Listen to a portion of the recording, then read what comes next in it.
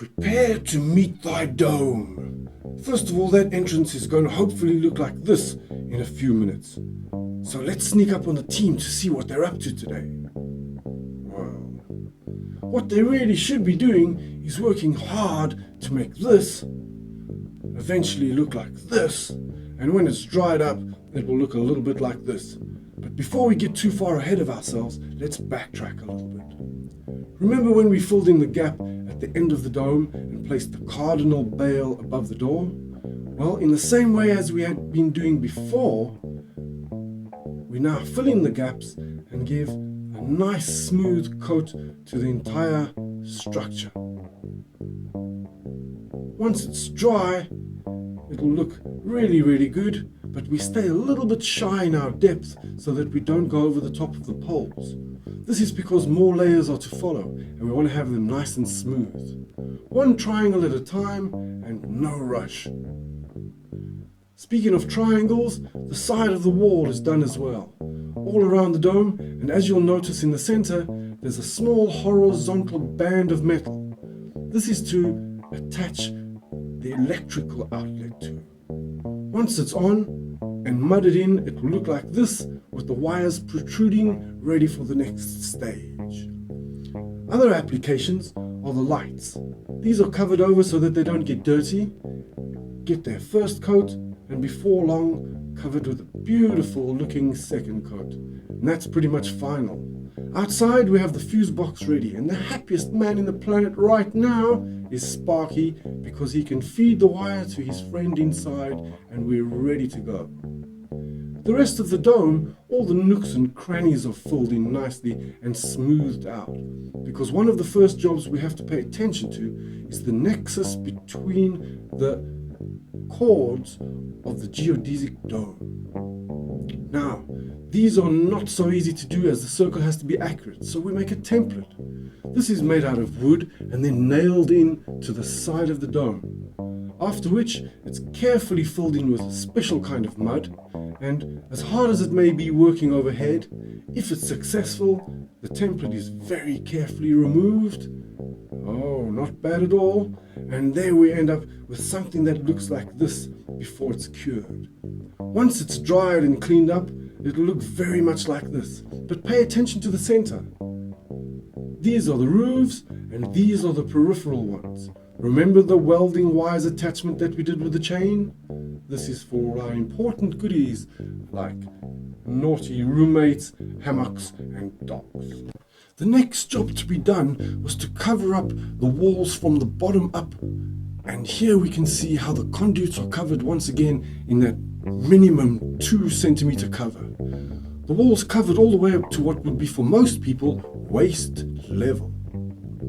This is to make sure that the poles are exposed later for aesthetic purposes. Smoothed over once, and a really nice and clear line was created right around the dome and over the window and door frames. Next job to be done was to scrape all the excess off, because we wanted it really smooth to make the final coat. Speed was essential, and the poles were cleaned at a breakneck speed. Just look at that. Sponged down and smoothed off, providing us with a lovely surface to apply our final coat to. Beautiful, just look at that. This coat is so thin that it can be applied by using a paintbrush, and wonderful textures can be achieved by the creative. One section at a time, making sure that it was meticulous and beautiful, and eventually the transformation took place. The roof wasn't the only area which required attention. Of course, windows had to be done too. This is a job with a new coat that could be done whilst almost asleep. See? And afterwards, a nice smooth line was all around the dome. Once again, as I've said, over the window frames and door frames, and the organic line was there to contrast the straightness and sharpness of the poles. Final work is to be done after, and first of all it has to be very lightly sponged. Then there's a burnishing effect. you can just see the high speed that's required in order to get a really beautiful and glass-like finish. All the excess is taken off the termite trap, and afterwards a special tool called a buckler is used. It has a convex face, and it's used by applying pressure to the wall itself. This compresses the sand and creates a kind of a glaze. Here we can see where the buckler has left its mark. Up on the roof, we need to create a vent. And it's so bright outside that we can hardly see the guy smiling at us through the hole. He had to go right up onto the exterior of the dome in order to complete the interior work.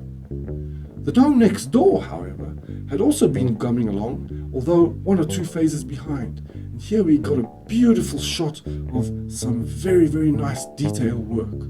This is ready for final coat, and if I may say so myself, a wonderful job. Sculptural effects were also used in the second dome, and here you can see the wall that has been pre-moistened and scraped in a wavy design. We got a bohemian from Ireland to come and help us with the meander, since they're very good at this type of thing. Slowly but surely, the wave took place, and eventually, a beautiful texture was created. On the opposite side of the wall, a texture as well, but slightly different, and the facing wall beautifully smooth to provide contrast. Let's have a close look at those textures. Rough, slightly less rough, and the least rough at all. In fact, it could be called smooth. Now it was time to bring in a mudslinger. This guy was from Africa, and my goodness, did he have some moves! A dip here and a dab there. It was poetry in motion, an absolute experience to watch a true master at work. He was just doing the preliminaries though, and the work itself wasn't bad at all when he finally got there. There was still some work to be done, and although his work was pretty good, he was one ugly fellow. He reminded me of a ghost. Look at that! Here's Sparky, and he's providing us with some airflow as it gets extremely hot. If you take a close look, you'll see it's 48 degrees centigrade. Any hotter, and that cheap little thermometer would have exploded on the spot. A light had to be attached above the door, and it wasn't any ordinary light. It was first screwed in and then mudded securely in place, and is directly over the door because it's an emergency lamp that will switch on whenever there's an emergency, such as a rocket attack from the other side or simply a power failure. Other lights, the outside and the inside, were mudded in, and you can clearly see the different texture in the phases. And do you remember the door frame? Well, who would know that there was a gap there in the beginning? Let's have a look at the dome now, once all things have been removed and the clutter's out the way, and we can get a decent look from the inside out. Here we can see the beautiful finish on the roof, and everything is nice and clean. As we go in, our line goes right around, over each of the window frames, and back towards the door. Nice and clean, and provides that wonderful contrast. Now perhaps you've been wondering what happens to all the mud and straw that falls on the ground. Well, we simply jump on it and compress it to provide a base for the final floor that will be laid. Music is essential, and ska is highly recommended.